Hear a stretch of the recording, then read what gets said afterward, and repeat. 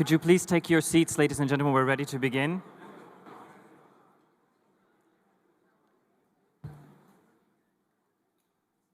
Deeply embedded within the World Economic Forum's mission and commitment to improving the state of the world lie our core principles of neutrality and active impartiality. We are inspired by our mission and strong values which form the culture of the Forum, namely being multi-stakeholder-based, not tied to any political or partisan interests, and having the highest degree of moral and intellectual integrity. The World Economic Forum looks forward to making a significant contribution to the reconciliation process in Myanmar, and therefore today it is a historic moment where we will not only hear the perspectives of Aung San Suu Kyi, but also later this afternoon we have the honor of a special session with the Minister of Energy, U Than Te, who has come as a representative of U Thein Sein, President of Myanmar. It is in this context that I now have the great privilege to invite Aung San Suu Kyi and Professor Klaus Schwab for the session. Thank you.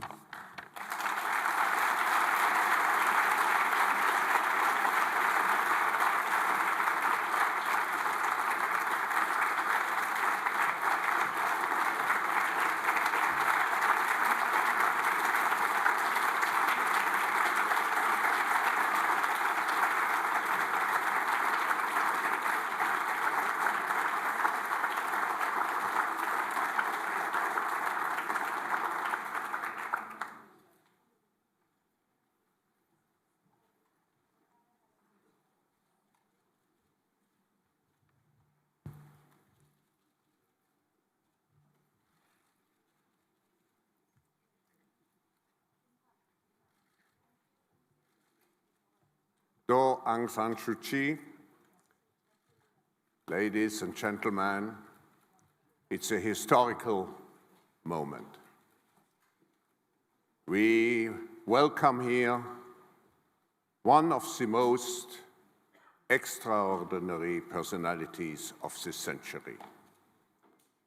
A woman who has fought for freedom, against oppression, for justice, for the young people, for women. We are very honored that we have the privilege to listen to you this morning. It is your first visit abroad after 24 years, and you just told me it's practically exactly the day when you came last to this country 24 years ago. And of course, we know that you have spent over 15 years of the 24 years in house arrest. We also welcome here a personality who has been distinguished for what she has done by practically every prestigious award, and particularly the Nobel Peace Prize in 1991. It's an extraordinary person also in terms of her wisdom, in terms of what she has done for the idea not to be guided by fear, but always to be guided by hope. So, Aung San Suu Kyi, we welcome you cordially here in Thailand. Please.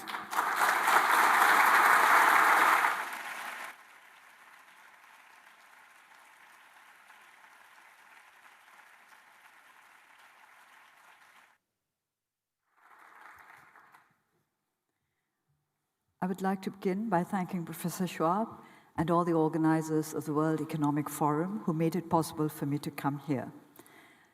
It has been a very interesting and very valuable experience for me. I've managed to connect up with people from all parts of the world, and all of them have shown a tremendous interest in what is going on in my country.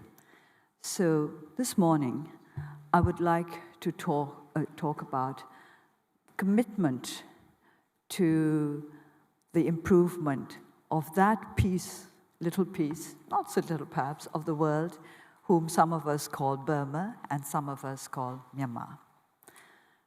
Commitment entails dedication, firmness of purpose, perseverance, and clear objectives. I have been asked very often whether I think that the reform process in Burma is irreversible.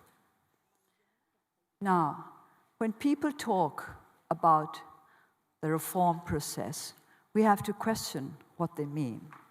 When I was first released from house arrest at the end of 2010, people usually meant political reform. They were aware of the fact that political prisoners were being released and that there were steps towards national reconciliation. And as the NLD, my party, decided to re-register and take part in the electoral process, this was seen as a sign of inclusiveness. But later, as we started preparing for the elections, I noticed that the emphasis shifted to economic reform. People, when they talked about reform, meant economic reform. With regard to that, there are many different opinions. I have heard people getting very excited over the momentum of reform in Burma. At the same time, I have heard others, some of them hardened entrepreneurs, saying, reforms? What reforms?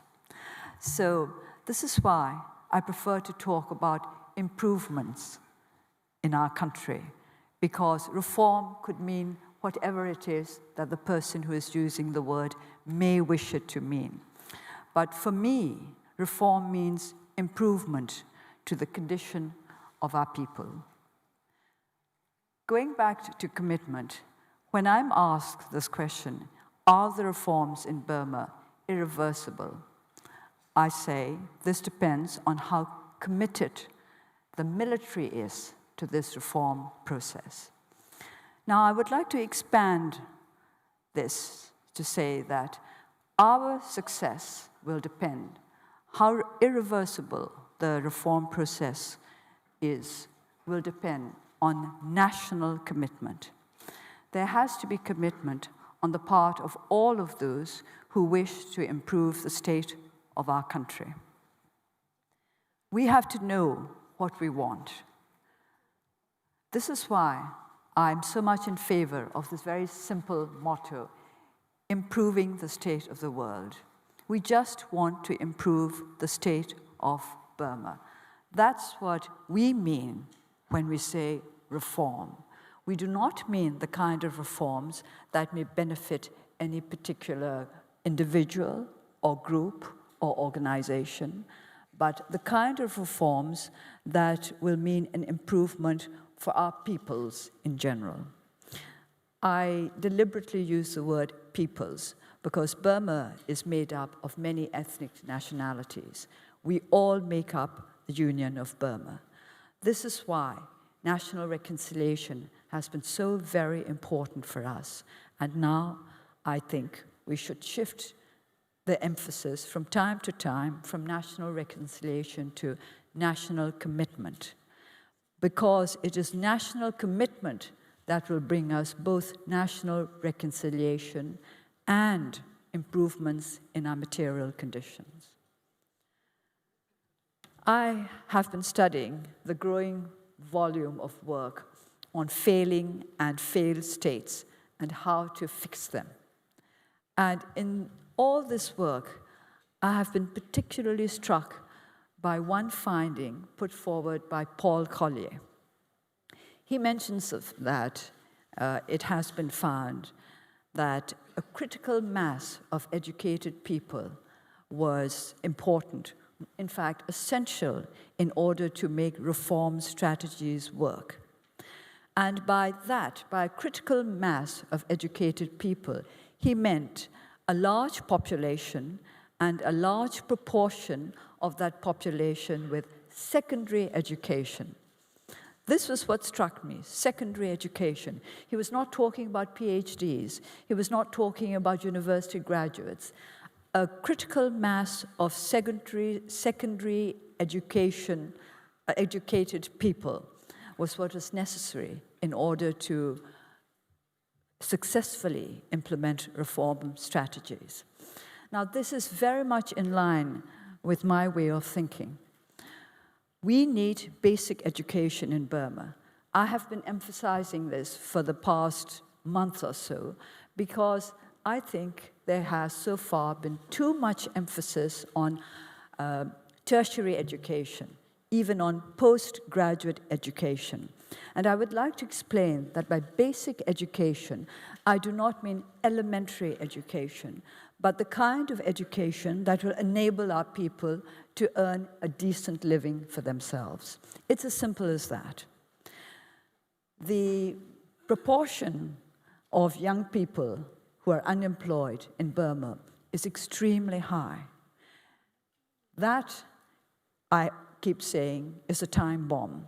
For how long can these young people keep on depending on their parents, which is what they're doing, because they have no employment? And who are the people who are going to implement these sometimes quite ambitious reform strategies?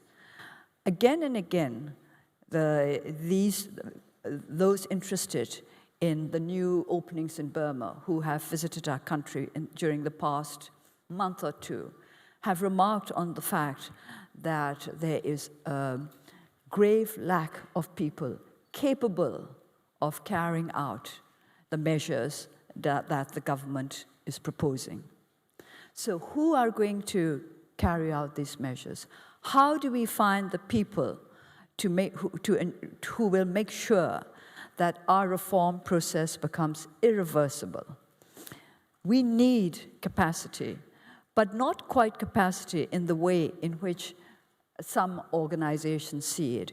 We need capacity to be built from the ground upwards. And this is where I would like all of you to help. I would like you to think very seriously about how to build up a strong basic foundation for reform success in Burma. For the moment, please don't think too much in terms of how much benefits investment will bring to those who are investing. I understand that investors invest because they hope to profit from the ventures. Well, we agree with that, but we also hope to benefit from these investment ventures. Our country must benefit as much as those who have come in to invest there. So please think deeply for us.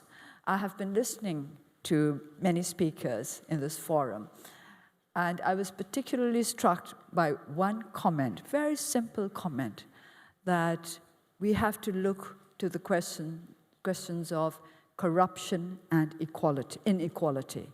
And I absolutely agree with that. We have to try to eradicate corruption and inequality as we proceed towards greater investment.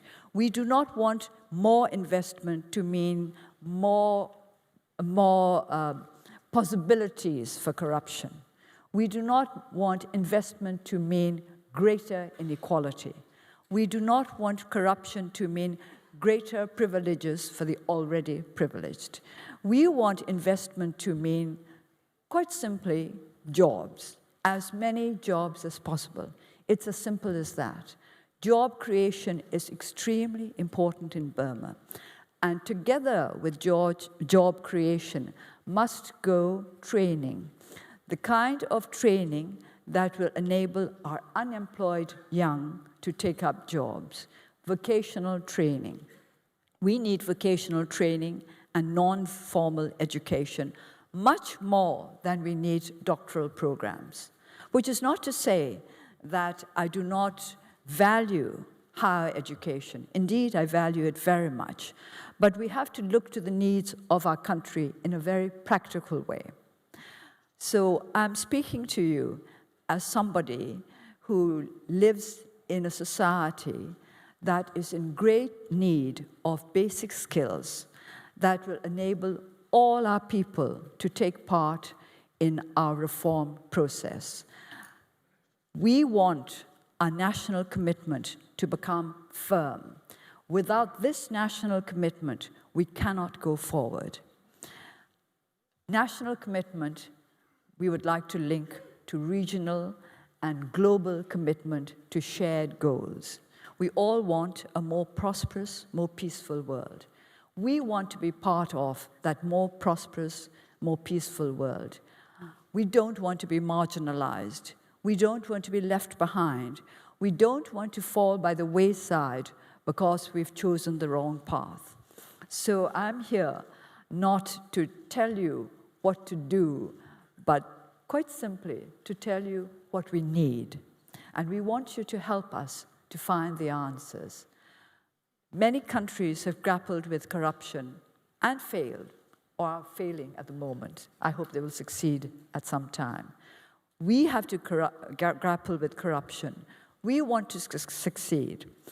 I keep telling our people, it's true that we're behind everybody else, but that means we can learn from the mistakes of everybody else. And in that way, we will avoid making these mistakes, and as our well-wishers keep saying, we can leapfrog and get to our goal quicker than we might otherwise have done if we had not been aware of the mistakes made by others. So in this meeting, I would very much welcome suggestions from all or any of you. I don't think all, because I suppose there won't be time for everybody to make suggestions, as to how we can cope with the problems of a country which is yet still at a stage when we are working towards national reconciliation. You have to accept that we have not yet achieved it. So we are trying to achieve national commitment to national reconciliation and development. So please, ideas, suggestions, practical ones, and please think of the opportunities that Burma is offering the world as opportunities for you as well as for us. I will take any questions that Professor Schwab and all of you may wish to put to me, but that is all I have to say. Please help us to meet our needs, and I think you will find it a very, very worthwhile thing to have done. Thank you.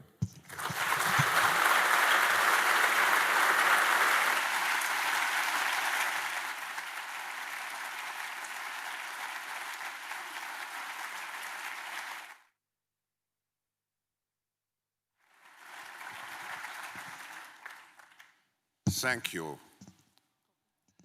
Now, if I may just come back to two words and two definitions you used. One was improvements. Can I ask you, Aung San Suu Kyi, what would be the priorities which you would see for such improvements? I have to say job creation, because I'm extremely worried about the high level of unemployment in my country, particularly youth unemployment. As I mentioned earlier, that's a time bomb. Many of our young people are already following the wrong path. They sit around at tea shops, but what is worse, some of them sit around at toddy palm shops. And you know what toddy palm is. It's our cheapest alcoholic drink. So, and some of them have taken to drugs, some of them have taken to gambling. If this goes on, we will not be able to reform them, let alone reform our country. So I keep saying, what I'm afraid of is not so much joblessness as hopelessness. If our young people start losing hope, we will have a big problem on our hands. So job creation. If I may come back also to the other expression you used, the national commitment. In what form would you like to see this national commitment expressed? as commitment to national goals rather than to goals that are really for the sake of empowering any particular group or organization. I think we need to empower our people. This is one of our first national goals. Without the empowerment of the people, it's no use talking about democracy. We can talk about democratic reforms, but if we don't empower our people, if we work to increase their dependency on the powers that be, then we will not achieve our democratic goals. An empowerment of people, of course, requires what you emphasize so much: education, training, building of capabilities. As far as the system inside which those empowered people should evolve, how would you see the system? The political system particularly. At the present? Yeah. Now, the political system at present is one which is supposed to be democratic, but I cannot say that we have really achieved all the necessary basics of a genuine democratic society.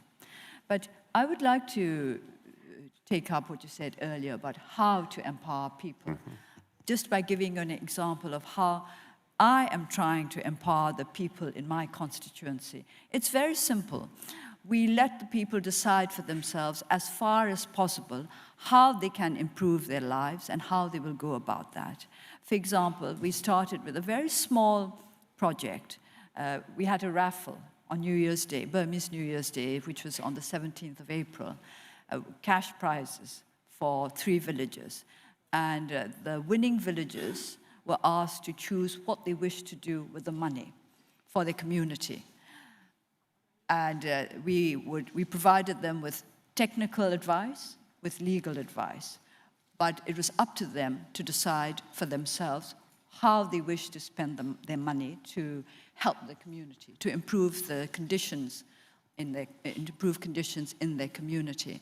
And it was amazing how quickly they understood what was expected of them when they were told that they could decide, but it had to be by consensus. Everybody in the village would be allowed to take part in the discussions, while children could sit in, even if they couldn't understand what was going on. And we made it quite clear that we would make no distinction between members of the NLD and members of other political parties. All villagers had to take part in the decisions. It worked amazingly well. We won the elections 2 months ago, and in these 2 short months, I think some of our constituents are beginning to learn what it means to be members of a democratic society. So, Aung San Suu Kyi, you emphasized already, and this is a deep belief also of the World Economic Forum, that business has not only to contribute to economic development, but also to social progress. Now, in Davos, we were very fortunate that you addressed us already 3 months after you have been released from house arrest in 2010, so you had a communication in 2011. And this year, in your video message, you said that economic progress is dependent on more than just fiscal and monetary measures, need to be upheld by judicial and legislative reforms to ensure that sound regulations and laws are administered justly and effectively. Now, I take this statement and enlarge it a little bit. How do you see the evolution of the judicial framework in your country? You're setting me off on my favorite subject. I'm afraid I'm going to be a terrible bore.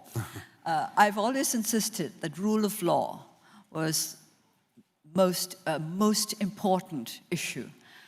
And we've had to try to make people understand in Burma, I think in Burma rather than elsewhere, that by rule of law, we did not mean new laws.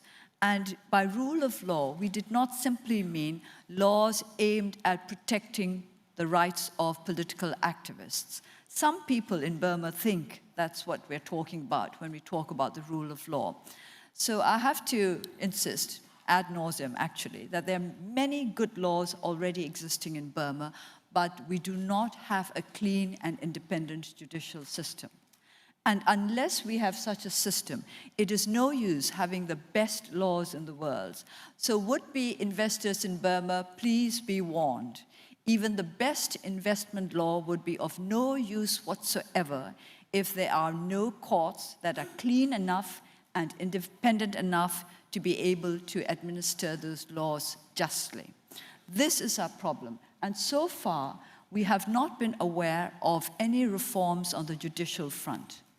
We keep saying we need judicial reforms, but I have to confess that not many in the government seem to agree with this. They do not seem to think that there's a need for judicial reform, or perhaps they don't think there's an urgent need for judicial reform.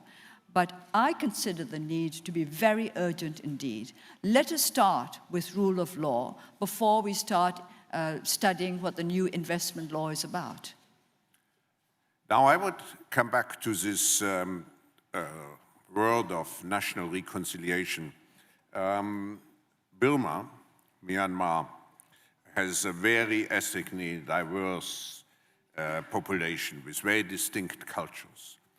How can you bridge those differences and achieve national unity and commitment? It's mutual respect, because mutual respect engenders mutual trust. And I say this from experience. This is not a dream. For the last 2 decades, we have been upheld by the strong support of ethnic nationality political parties. They are the organizations which have stood most firmly by us. Whenever we were going through difficult times, our ethnic nationality allies were always with us. So I can say from personal experience that it is possible not only to bridge our differences, but to build up a strong foundation of trust. We trust one another.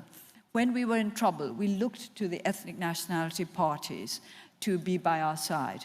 I'll have to be quite open and say not to other Burmese, ethnic Burmese-based political parties, but to ethnic nationality political parties. So it works.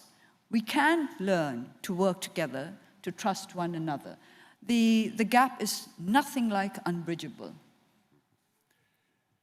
Billions of people have been on your side when you were confined to house arrest. Now you are the official chairman of the National League for Democracy, the opposition leader. What would you expect from the world to support you? And I have to add, to support the reconciliation process, not only as far as different people are concerned, but also politically in your country. How can we deal with the two sides, if I may ask you, well, to make sure, what we are doing today, but to make sure that the country goes into the direction of democracy, reconciliation, peace, and strong economic development? We need a balanced approach. We would like the world to look at how much progress there has been on the political front, as well as on the economic front. I would not like you to be over-optimistic. I think optimism is good, but cautious optimism. These days, I'm coming across a lot of what I would call reckless optimism. That is not going to help you, it's not going to help us. So we need a balanced report. A little bit of healthy skepticism, I think, is in order.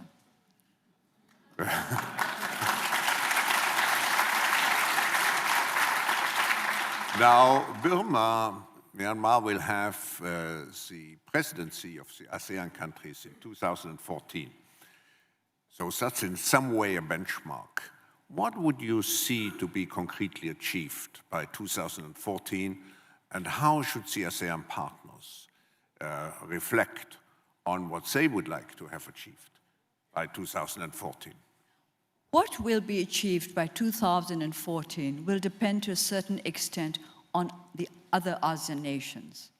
You must know what you want Burma to achieve, and you must let Burma know what you want it to achieve. I believe in working for whatever we want. I don't believe in handouts. So ASEAN should not engage in handouts. You must demand from Burma as well. You must tell them what you expect from them. You must tell them what you expect from the future chair of ASEAN. I think that is very much in order. We must all learn that we don't get anything for nothing. This is a very simple, basic lesson that I keep repeating to our people. We don't get anything for nothing. And there is no use in hoping unless you engage in genuine endeavor. No endeavor, no hope. That is a very simple formula. And I think ASEAN must insist on this. ASEAN must let Burma know what you expect from its chair of 2014. Madam, may I ask you a personal question? We are coming to the end of this session. What went through your thinking when you stepped down from the plane after 24 years and 1 month abroad? Well, let me tell you what went on in my mind before I stepped down from the plane. Because the captain was so very kind as to invite me to sit in the cockpit as we were making the landing, so I would have a good view of Bangkok spread out in its nighttime glory. And sitting in the cockpit, I looked at this very, very complicated control panel, very high tech. And it struck me that 30 years ago, my attention would have been riveted on that control panel. It would not have been engaged by all the lights below, because I've landed in New York, I've landed in London. In those past years, I'd seen, well, brighter lights than I saw that evening. But this time, I was completely fascinated by the lights, because I had just left a Burma suffering from electricity cuts. I'd left Burma, when I left Burma 3 days ago, there were demonstrations, candlelight demonstrations going on all over the country, protests against electricity cuts that had been plaguing us for a month or so. And I thought, 30 years ago, the scene that met my eyes on landing in Bangkok would not have been very different from what would have met my eyes on landing in Rangoon. But now the difference is considerable. And this is what went through my mind. I have to say very frankly that what went through my mind was, we need an energy policy.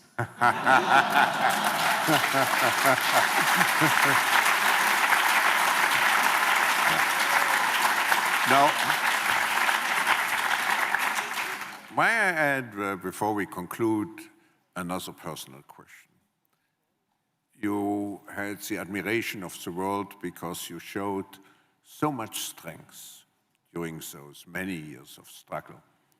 What gave you the strength?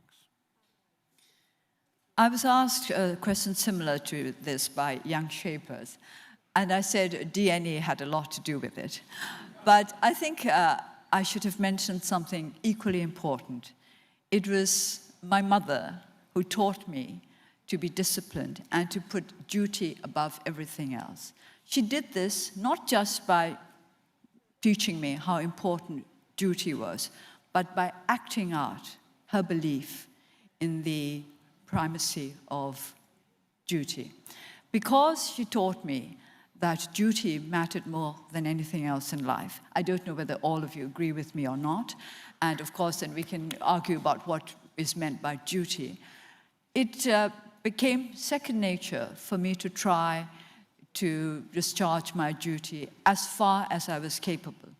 I can't say I've always been good in the sense of, I can't say that I've always put duty before everything else, but I have tried.